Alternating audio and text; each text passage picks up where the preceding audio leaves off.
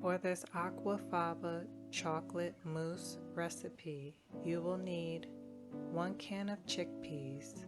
Reserve 1/2 cup of the aquafaba, which is the chickpea liquid.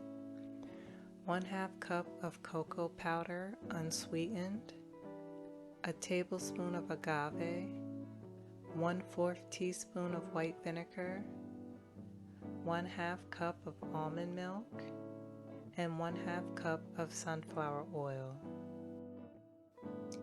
In a medium bowl, add the sunflower oil and cocoa powder. Mix until the two are combined well. Then add the almond milk and mix. Add the agave and mix. The mixture will get a little thicker. Side note, the recipe I saw online for this used unrefined coconut oil and cream of tartar. I had sunflower oil, so I just used that. I read that white vinegar could be used as a substitute for cream of tartar, so I used white vinegar instead. The cream of tartar and vinegar act as a stabilizer, so the air that is being whipped into the aquafaba doesn't deflate. The consistency when the coconut oil was used was thick and luscious. This mixture was not as thick, but it was luscious. Next time I will try the recipe with the coconut oil. You will need the wire whip attachment. Pour the aquafaba and vinegar into the bowl of a stand mixer and whip on high speed. Side note guys, I tried a similar recipe for this a few days ago. My aquafaba reached stiff peaks, but it didn't hold that long. The recipe I used didn't use a stabilizer, which is why it deflated. After the last time I did this, it took about 12 minutes for the aquafaba to reach stiff peaks. It's best to use a stand mixer for this recipe. If you only have a handheld mixer, you can use that, but just know that you have to have a lot of patience because this process is going to take quite some time, especially if you're using a hand mixer. Keep whipping the aquafaba on high speed. You can check the consistency to see if you are almost at stiff peaks.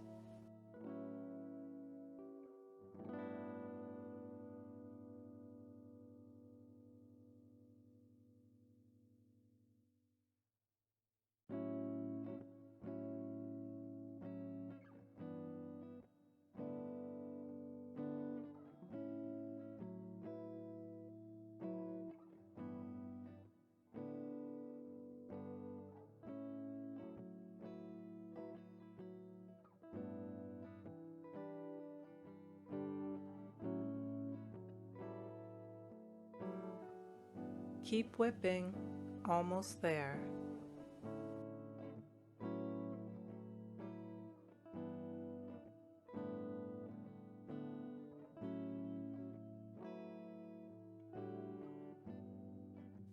You will know you have reached stiff peaks when you take the whip attachment off and the aquafaba doesn't budge, it's stiff.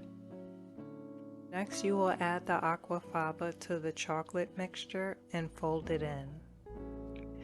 This is a vegan recipe and is great for those who don't eat eggs.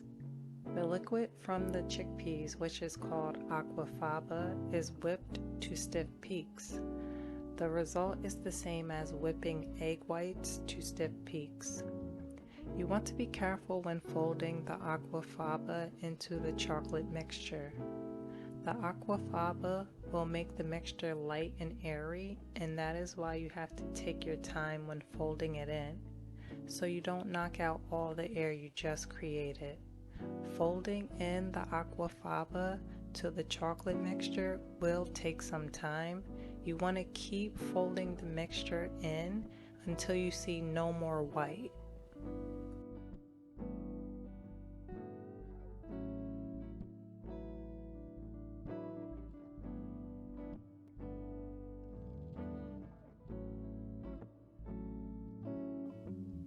Next, you want to pour the mousse mixture into ramekins.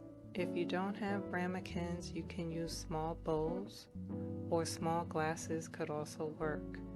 Fill the ramekins all the way to the top.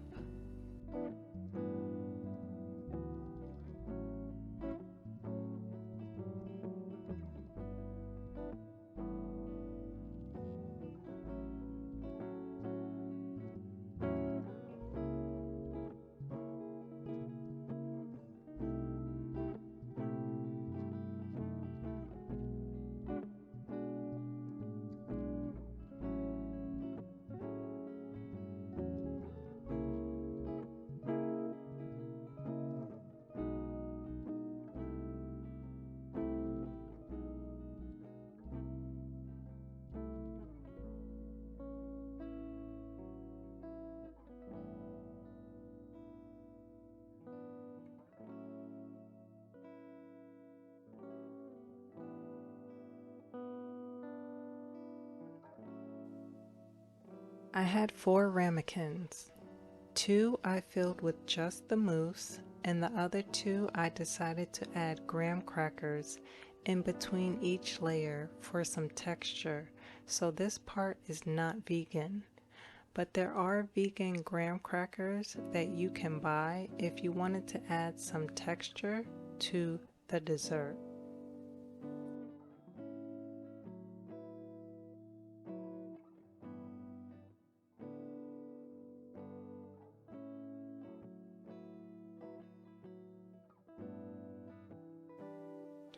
I covered the mousse with saran wrap and placed in the fridge overnight. I decided to add some fruit.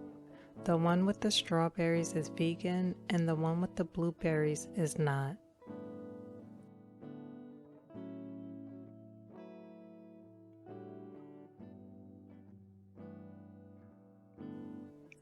Guys, this chocolate mousse is so good. It's very chocolate forward.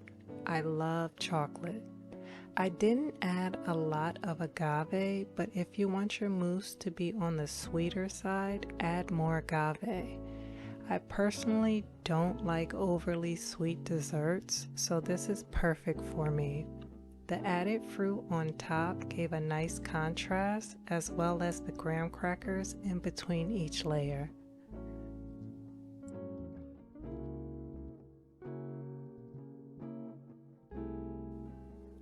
Here's a fun fact about chickpeas. Chickpeas, also known as garbanzo beans, are so versatile. You can use them to make hummus. They can be found in Mediterranean salads, and they are used in many curries.